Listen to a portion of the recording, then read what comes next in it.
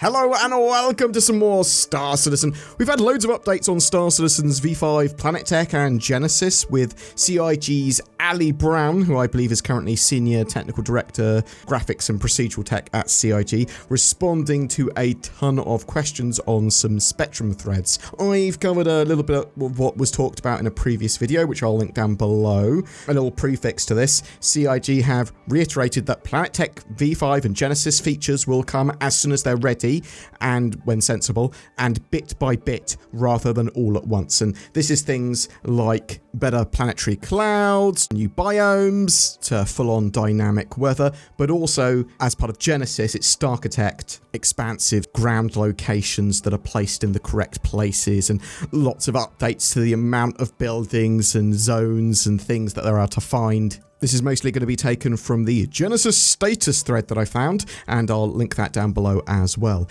Do you have any updates for the Genesis integration for planet creation in-game, whether in tech preview or live? Ali Brown responds, the planet creation aspect of Genesis is progressing well and is a major focus for myself and many others. I can't share a timeline for its release yet, but it'll likely start with one planet before rolling out to others and more diverse biomes rather than a massive full replacement. This will allow us to roll it out sooner. We hope that the rate of planet production after this point is going to increase significantly due to the massively streamlined art process. As for the specific tech features, most of the infrastructure is now done, but there are a few important visual features left, and then two major tech changes to achieve the desired performance, and then a bunch of smaller tasks. If I had to put a percentage done on it, maybe 75%, but it's incredibly hard to be precise. Will Genesis allow for increased planet sizes? I remember this being mentioned in a Star Citizen Live episode. Is this still a priority, or has it been put on hold or even taken off the table entirely? There are no particular hard limits on the current planet sizes. We could increase their size without too much effort, but with the current tech and gameplay, I'm not sure it would make a better game.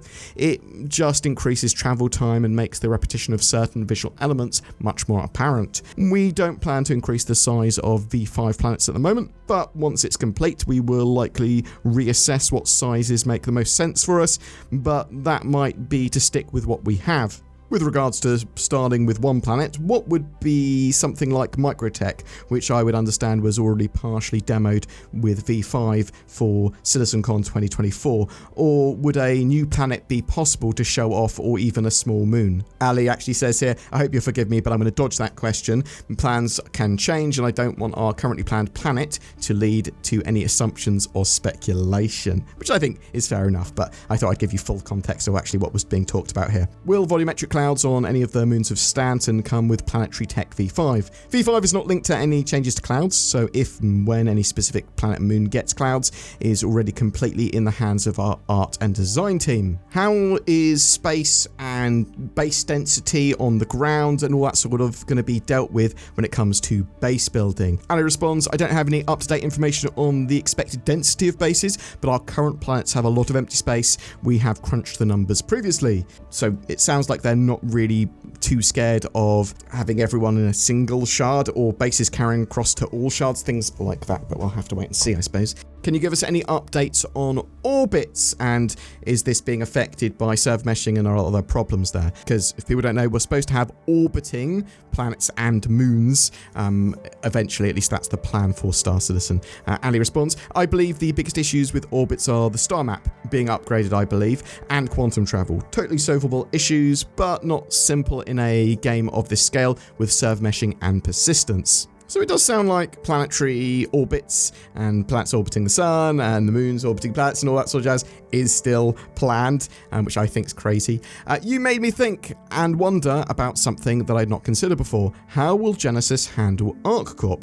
Has it been considered as a biome? Are there more unique challenges to the planetary-wide metropolis? ArcCorp is a special snowflake. Despite us following a physically inspired natural rule set for V5, we ironically think it might work well for ArcCorp, but it'll always require bespoke code. We're going to worry about this once the natural planets are kick-ass. On these new systems, does the tech space out the rocks more? With our current planets and moons in-game, it can often be a nightmare to drive any tracked or wheeled vehicles around, all with the car-sized boulders that block all movement. Boulders will be both more dense and less dense. They'll be positioned more realistically, following natural erosion patterns in the landscape, so there will be areas near the bottom of valleys that will be quite dense, but further down the valley it might be totally rock-free. Hopefully this will make driving more enjoyable and more about picking a good path around the landscape rather than an exercise in dodging randomly spawned rocks. We are also aiming for rocks and rocky areas to be visible further away, which should aid route planning. I did also see some more updates in a Reddit thread, Planet Tech V5 ? Which I already have a video on, and I'd actually referenced at the start of this video. But a question here that I wanted to highlight was, how can CIG ensure stability without having it go out to a wider test group like Evocadi? Isn't it better to have builds of Evocadi laser focused on certain tech features? I doubt the internal CIG QA can create a wide variety of conditions which Evocadi can generate.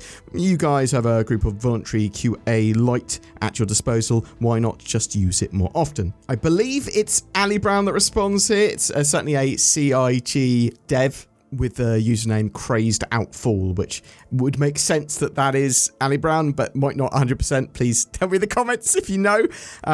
They respond, well, stability takes different forms. It's not just about repairing what's broken. Stability is also building a solid foundation. So if we just pump out a gigantic number of features that all crash that we have not tested on their own, even less so together, it would take a lot of time to figure out what's going wrong, which team need to fix it, if we need to redo the whole thing, and that sort of thing. And that would be even if people were testing it like crazy. No, stability is also about looking at how stuff may evolve, how we may want to use it in the future, leaving a door open for enhancements, thinking things out to see if there are flaws in our current system and how we can avoid them in the future, or just taking time to speak between different teams to make sure that we do not have to scrap a whole part of the codebase to make it work with another system. It's not all about testing and fixing. Stability is also about good planning and a reliable structure,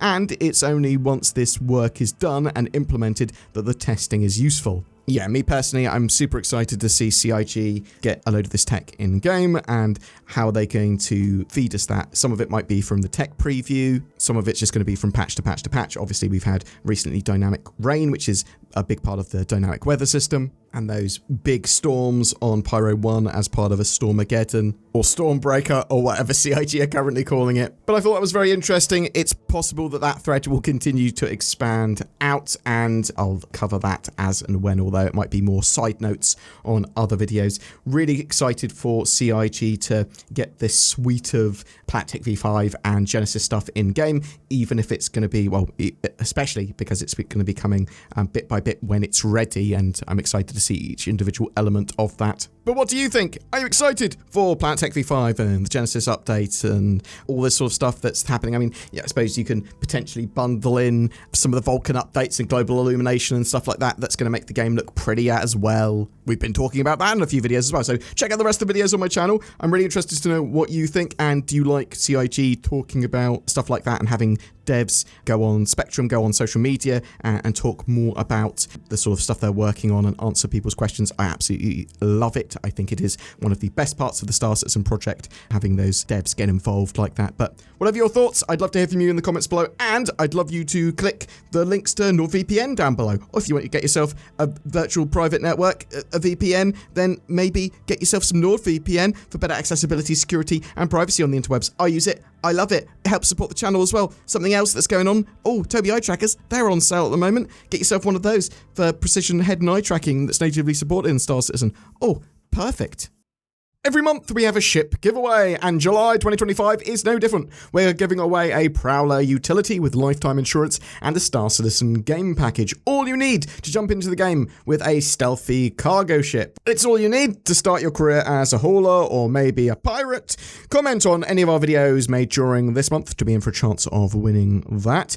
If you would like to further support the channel, consider becoming a channel member with the join button under the videos or a Patreon. Links down below for that. And there's loads of other links that you can help support the channel with, from Game Glass to THRUSTMASTer, loads of products that you will potentially want for your Star Citizen experience. Thanks so much for watching. I hope you have a great month, and I'll see you in the verse.